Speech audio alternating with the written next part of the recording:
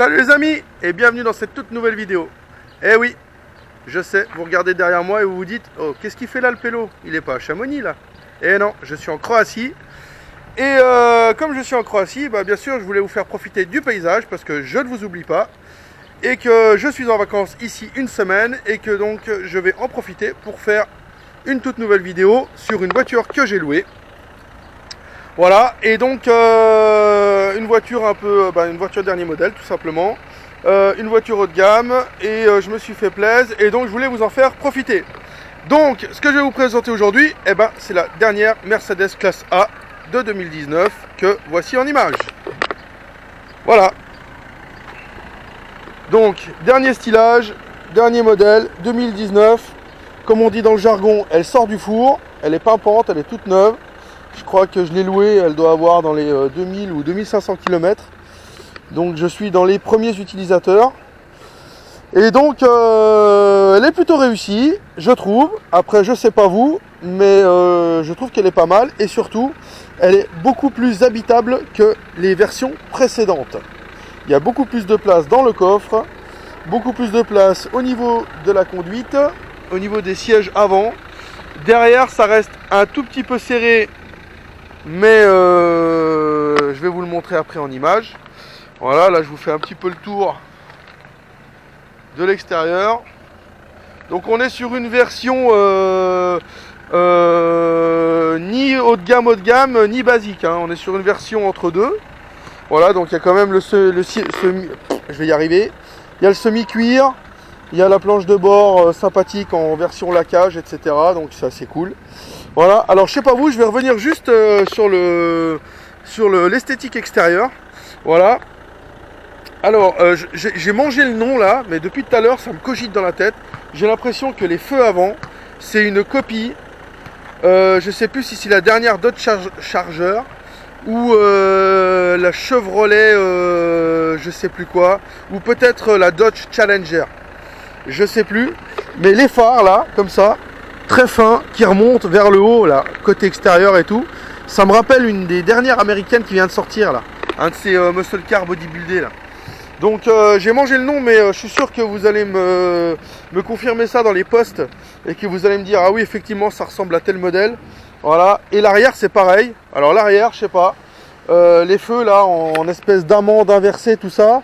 Je trouve que c'est joli, mais je trouve que c'est pas joli sur une Mercedes quoi. Voilà, si vous regardez bien, on dirait une Audi A1. Vous savez les dernières Audi A1 là avec les feux en amande comme ça, etc. Je trouve que ça se ressemble violemment. Voilà, et je crois même qu'il y a Hyundai qui a fait un modèle qui reprend aussi cette forme de feu. Alors est-ce que c'est la mode et tout le monde doit faire ça, etc. Voilà, moi après je trouve qu'une Mercedes ça doit avoir une identité majeure de Mercedes quoi. C'est-à-dire que quand tu vois une caisse la nuit, quand tu vois une caisse le jour et que c'est une Mercedes, au premier coup d'œil tu dois te dire voilà ça c'est une Mercedes quoi. Et là je trouve que maintenant les voitures d'aujourd'hui elles se ressemblent un peu toutes, ils se copient un peu tout, ces machins, etc. Et donc je trouve ça assez dommage. Donc bref, bon c'est mon avis personnel. Vous pouvez laisser vos avis aussi sur vous pouvez laisser vos commentaires, hein, pas de souci. Tant que je peux y répondre, j'y répondrai. Voilà, et puis on peut toujours en discuter. Bon, alors, je vais arrêter de vous montrer ma tronche et je vais plutôt vous montrer l'intérieur de la voiture. Même si je sais, vous kiffez mes lunettes. Voilà, et gare à ceux qui me traitent de maître Gims, parce que mes lunettes, je les ai choisies en fonction de la planche de bord de cette Mercedes que je vais vous montrer tout de suite. Voilà, donc comme vous pouvez constater, mes lunettes, c'est du noir laqué. Je vous donnerai pas la marque pour pas faire de pub. Et ici on est donc à l'intérieur de la voiture. Donc je vais vous montrer un peu une image générale. Voilà, donc on est sur du semi-cuir réglable avec un peu de tissu qui est pas désagréable, hein. On se crame pas le cul quand on rentre dedans, qui fait chaud. Pourtant c'est pas à défaut de manquer de chaleur ici en Croatie. Il fait 29-30 degrés, quelque chose comme ça, donc ça cogne un peu.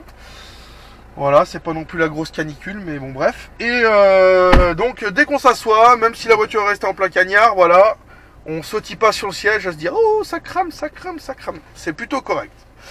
Voilà, maintenant on n'est pas sur les sièges haut de gamme Mercedes, ceux qui sont ventilés, climatisés, chauffés en hiver et machin, etc. mais ils sont plutôt confortables, ils sont légèrement semi-baquets, donc on est très à l'aise à l'intérieur. Mais de toute façon, je vais vous montrer ça après dans une deuxième vidéo pour l'essai routier. Voilà, donc là pour l'instant, en fait, ce que je voudrais vous montrer et vous démontrer aussi, c'est le confort Mercedes, la beauté Mercedes. Mais par contre, ce que je vais vous démontrer, c'est le côté pratique Mercedes. Parce que là, aujourd'hui, je trouve qu'on est rentré dans du n'importe quoi. On est dans des bagnoles. Alors, bon, il n'y a pas que Mercedes. Là, en l'occurrence, je suis dans une Mercedes aujourd'hui.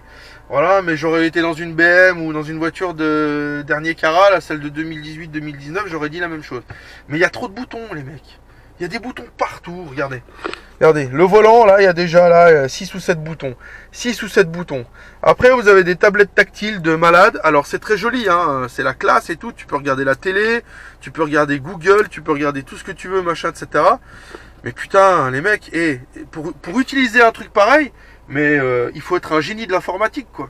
C'est-à-dire, il faut avoir fait ses études chez Apple, quoi, les mecs. Non, mais sérieux. Donc bref, voilà. Je trouve que c'est très joli, mais je reste un mec old school. Et moi, j'aime les cadrans analogiques où tu vois une aiguille qui monte pour donner la vitesse du contour moteur, la vitesse de la voiture, une aiguille qui t'indique la jauge à essence, etc. Enfin voilà, moi je suis comme ça parce que j'arrive pas du tout à m'y faire. Voilà, c'est pas la première fois que je monte dans une caisse dernière génération comme ça. Parce que bon, vous savez, je suis garagiste, donc je monte dans un peu tous les modèles de voitures et tout ça. Après, c'est vrai que je les conduis pas tous forcément. Il y a des trucs, enfin des voitures que je mets juste en marche arrière dans le garage et je fais des petites opérations et je la rends au client. Là aujourd'hui, bon bah c'est une voiture que j'ai louée. Je vais passer une semaine avec. Là, ça fait un jour que je roule avec. Et puis j'en suis pas du tout mécontent, mais quand même, j'ai même pas cherché à régler l'intégralité de la voiture parce que je vais y passer une journée. Et que j'ai pas envie de perdre une journée de soleil à la plage ou bref, tout ça pour régler une bagnole, quoi. Donc voilà. Mais en gros, grosso merdo, si vous regardez un petit peu, voilà, si je vais partir déjà sur la clim parce que là c'est la première chose que j'ai voulu régler. Eh ben j'ai rien compris. J'ai mis un quart d'heure à trouver en fait l'automatisme pour avoir la clim, etc. Alors pourtant il y a un bouton auto qui est assez classique, il y a un bouton clim qui est assez classique. Après il y a le bouton recyclage de l'air. Dégivrage arrière, dégivrage maximum avant, machin, etc. Mais le problème c'est que je savais pas où chercher la température.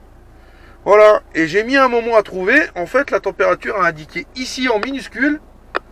Voilà, et donc bah voilà, j'ai cliqué dessus en fait, sans faire exprès. Donc voilà, j'ai cliqué dessus. Maintenant, je peux même régler la clim ici manuellement et ici directement à la tablette tactile.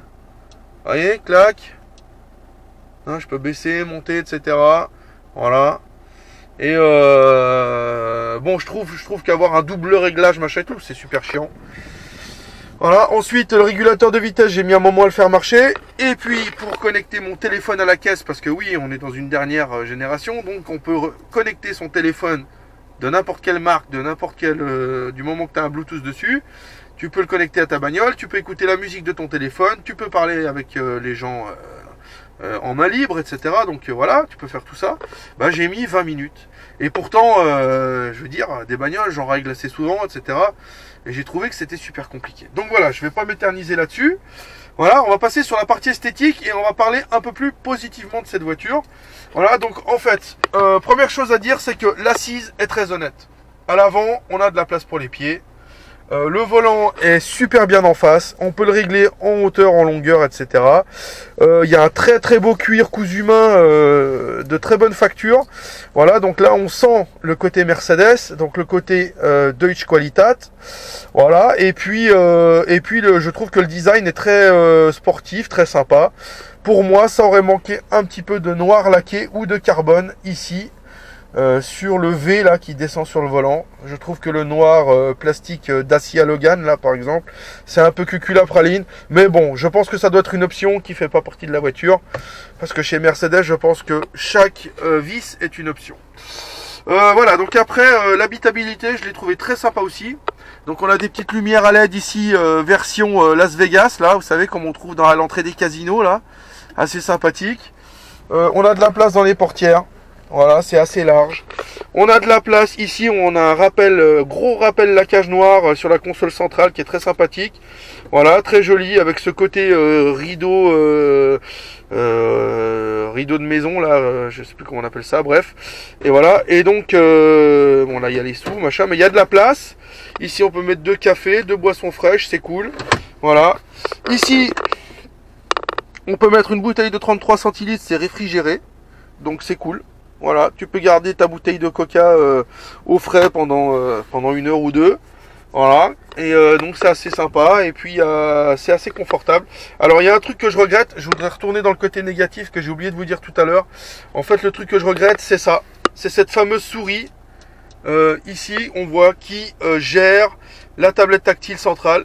Quand vous posez la main pour conduire, c'est la merde. Si vous passez les doigts dessus, eh ben ça vous dérègle la tablette. Donc en fait vous êtes obligé de reculer la main, donc vous n'êtes pas vraiment dans la position de confort que vous voulez, c'est-à-dire mode baba cool, un peu avachi sur votre siège, avec la main qui pendouille, etc. Parce que vous avez vite fait défrôler la souris, là, et puis de dérégler la tablette, et je pense au bout d'un moment tu pètes un câble, quoi. Voilà. Donc voilà, c'était pour revenir au côté négatif. Et le deuxième point négatif, mais je pense que je vais vous le présenter au roulage. J'ai déjà réussi à faire quelques réglages, mais la voiture, quand vous avancez, elle bip tout le temps. Elle bip tout le temps. Donc il y a le détecteur de piéton, le détecteur de feu rouge, le détecteur de ligne blanche, le détecteur de machin, les caméras qui s'enclenchent, le bordel. Et en fait, tu es en panique dans la bagnole, c'est-à-dire que tu n'es même pas confortable, tu es dans ta voiture et puis tu fais plus attention à ce que l'écran, la tablette t'explique que d'avoir les yeux rivés sur la route. Donc je trouve que c'est vraiment un temps d'adaptation à avoir, et je pense qu'il n'y a que les propriétaires de Mercedes qui gardent leur voiture à long terme qui peuvent s'adapter à tout ça. Mais là, en tant que locataire de la voiture, les premiers kilomètres, j'étais tremblant, quoi. Hein, c'était pour vous dire ça, quoi. Donc voilà, donc en fait, je vais vous montrer tout ça au roulage. Et puis voilà, donc je vais partir sur une deuxième vidéo parce que je filme en 4K et que je peux pas poster des vidéos de plus de 15 minutes sur YouTube. Donc du coup, je reviendrai dans une deuxième vidéo pour l'essai routier. Voilà. Et ben, à tout à l'heure les amis. Ciao.